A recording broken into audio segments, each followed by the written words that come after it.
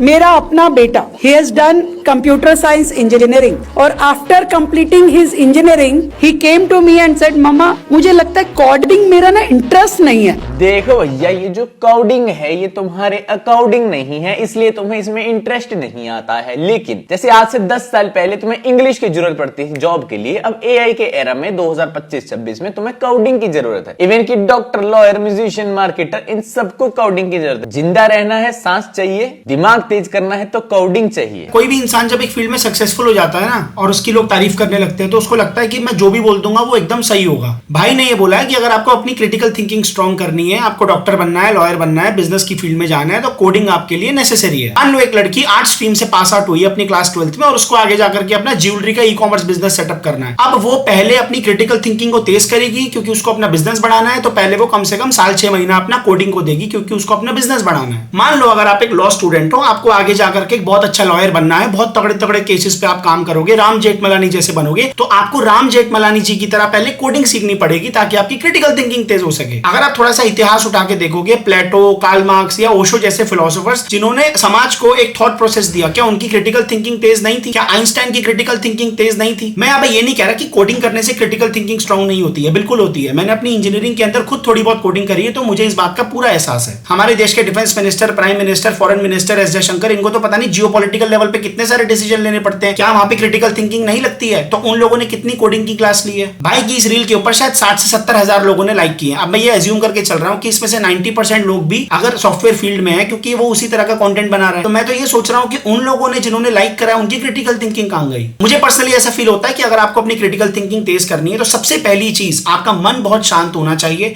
दूसरा, जिस भी चीज के ऊपर आपको क्रिटिकली सोचना है उसका पास्ट का और प्रेजेंट का डेटा और इंफॉर्मेशन आपके पास होनी चाहिए ताकि आप फ्यूचर प्रेडिक्ट कर सको। और तीसरा, आपकी इमेजिनेशन स्किल्स बहुत तेज होनी चाहिए। अगर ये 3 चीजें आपके पास है तो अगर आपको कोडिंग नहीं भी आती है तो भी आपकी क्रिटिकल थिंकिंग बहुत अच्छे से इनहांस हो सकती है। मैं अपनी बात पे ठप्पा नहीं लगा रहा, मैं आप लोगों का रिस्पॉन्स जानना चाहता हूं कि आपको क्या लगता है। अब 30-40 सेकंड के लिए भाई ने फटाफट से कुछ बोल दिया, उसके कट लगा के रील बना के डाल दी, लोगों ने उसको देखा, लाइक कर दिया, कमेंट कर दिया। क्रिटिकल थिंकिंग के लिए तो शांत होकर के पहले सोचना पड़ता है कि सामने वाले बंदे ने जो बोला है वो सही भी है कि गलत है। आई होप कि भाई ऑफेंड ना हो जाए क्योंकि भाई भी इसी तरह की वीडियो बनाता है, बट मैंने कोई हेट नहीं फैलाई, मेरा सिर्फ एक सवाल है। And all set.